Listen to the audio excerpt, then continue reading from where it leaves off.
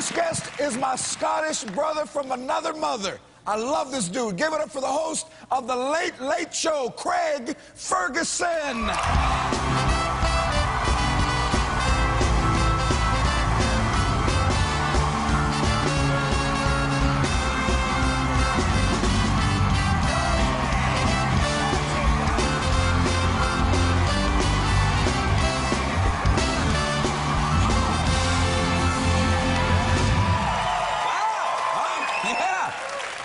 How you doing? Let me do that to you, too. I love that you could finally be a guest on my show. I was on your show, and I loved it. It's fantastic. I don't know how... This is fantastic. Look at the size of this. The dressing room area in your show is bigger than my studio. I'm not kidding. This is amazing to me. I'm getting kind of agoraphobia in here. But when you do your show, how many people are there, like 60? Yeah, 60 or so. I think there's 100 in the audience. How many are here?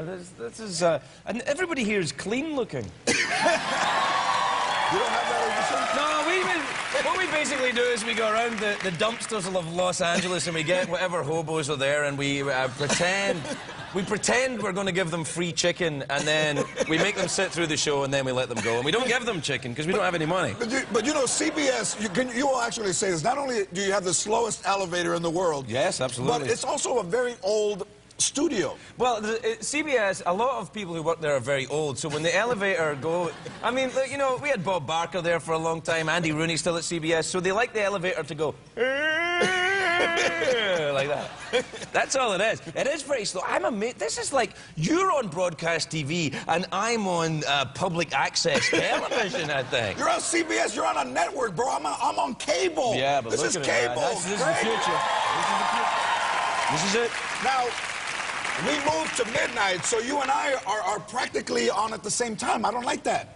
Does that mean we have to make out or something? Yes. Yeah, that's right. We did it means last there's a little sexual tension. There's a little sexual tension. I can feel it. I love that we both have the same hair. We have the same hair. I'm from Scotland, you are not, and yet we have the same hair. I think that's lovely. You know what that is? Tell me what that is. That's Tennant's Lager. That's a Scottish beer. What the hell? Huh? This stuff put me through rehab. Exactly. He knows this is, I go to Scotland, and I play golf, and I love it. And I drink, and I wake up. It's popular in Scotland, drinking and golf. And I'm into this thing. Maybe you can explain it to me. What are the ingredients in black pudding? Oh, man, I don't know if you should know. Do you like eating it? Yeah, I love it. Well, it's made of blood. It's blood and oatmeal. Human blood. No, it's not human blood. It's delicious, though. Yeah, it's very nice. There's a lot of similarities between Scottish people and Mexicans. Oh, really? Haggis. Haggis? They have haggis in Mexico? I'm off. Let's go to Tijuana now. But we have menudo, which is the intestine of the cow. Menudo? Yeah. I thought menudo was a boy band. Isn't it? No. I thought it was like all that stuff. Isn't that menudo? Not in my eye line, please don't. Yeah, sorry. Don't thrust in my eye line. A couple of years ago, congratulations on this, you became an American citizen. I did, yeah. An American citizen. Thank you. I got sworn in at Pomona Fairgrounds in L.A., and there were 3,000 people getting sworn in that day. 2,999 of them were from Mexico, and one of them was from Scotland. But everybody kind of worked. We all became Americans that day. It was great. Wow, congratulations. Thanks, it meant a lot to you, right? Yeah, it's a big deal to me. Big deal. Do you feel, are you different as an American than you were Scottish? Yeah, my teeth are better. And I got my tattoo. I got this tattoo when I became an American. See that there? You get that? Join or die. Yeah. That's, Benjamin Franklin did that in 1754 in the Pennsylvania Gazette. It was the first symbol of the United Colonies that became a symbol of the Revolution. They used to believe that if you cut up a snake and then put it together before midnight, it would live. We've since proved that that's not true.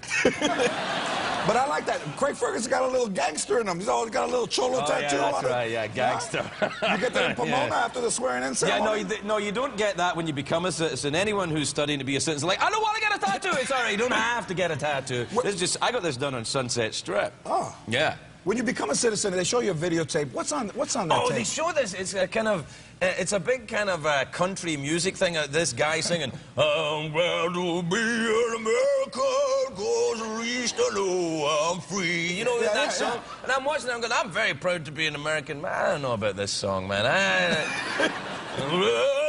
But I liked it that day. It was all right. What would I have to do to become a Scottish citizen? You know, I'm thinking about moving to Scotland and getting a place. Shut up, really? Absolutely, yeah. No. What do I have you can't have this in Scotland. You kidding me? This would be like the Parliament building or something in Scotland. Oh, yeah, they do have that. Yeah, you can have plenty of that. Well, what do I need to know? Okay, I'll do a Scottish citizenship quiz for you then. Do you like whiskey? Absolutely. Do you like golf? I do. You're a citizen. Thank you very much. Wait. How's this?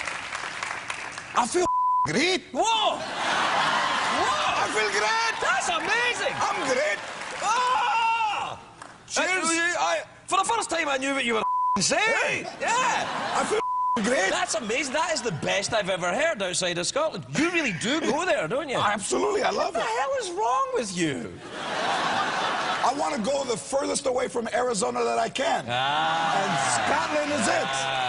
And Scotland. So, when you come back to this lot, I did my sitcom here, and you spent 8 years on Drew Carey. Oh, yeah, Drew Carey show. I was playing an Englishman here. Yeah. Yeah, I was used to talk like this all the time. Drew Carey, you're fired, and all that stuff. Yeah.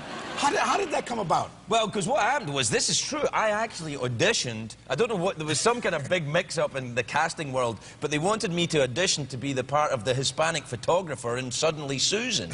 And I turned up at the audition, and there were all these guys, you know, waiting outside to audition. They all looked like Antonio Banderas. And I turned up and I was like, hey, everybody, and they all said stuff in Spanish, and I'm like, I've no idea what you're talking about. But I tried to be Latino in the audition. I tried because I thought they might hire me. I didn't have a job, man. And I was very bad. I sounded like Speedy Gonzales if he was in Braveheart or something.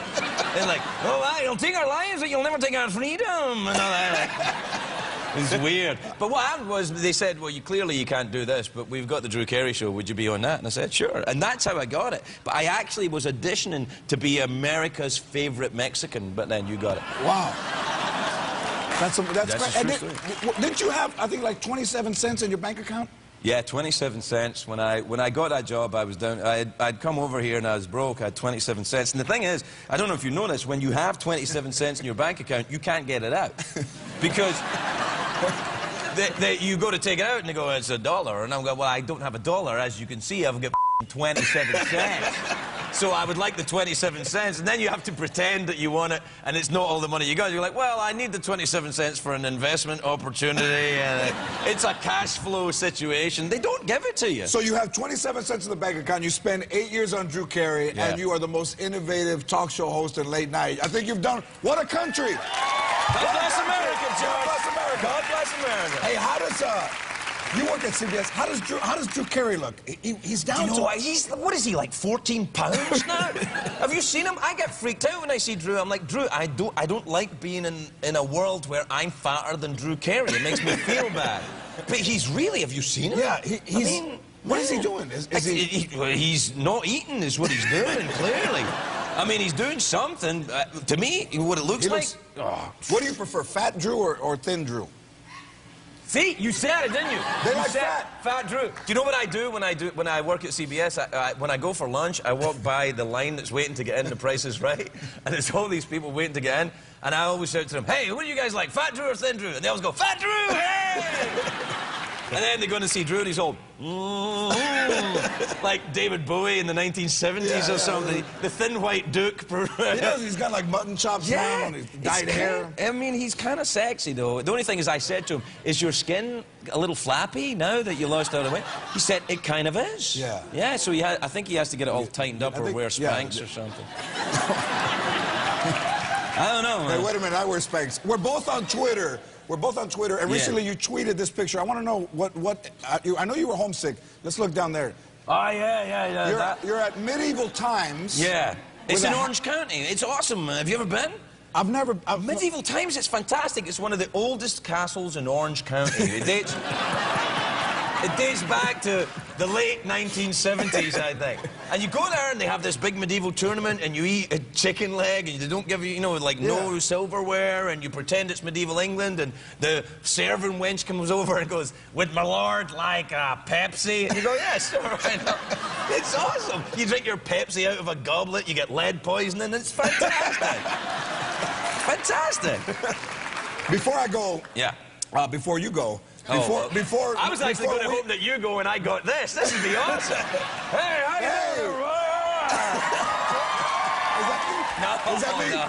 I was just trying it on, man. I just like the idea of having some room to do stuff. It's fantastic. Hey, I think... You got a band, for God's sake!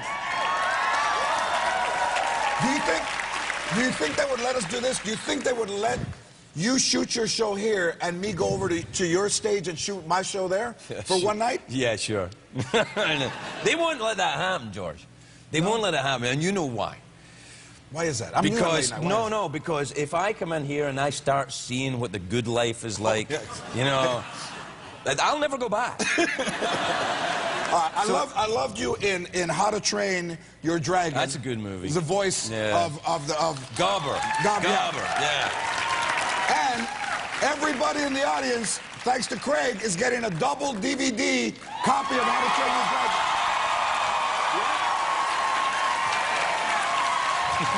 Free stuff. Free stuff. Free stuff. Go to LopezTonight.com for a chance to win yours. My brother from another mother, Craig Ferguson. We'll be right back.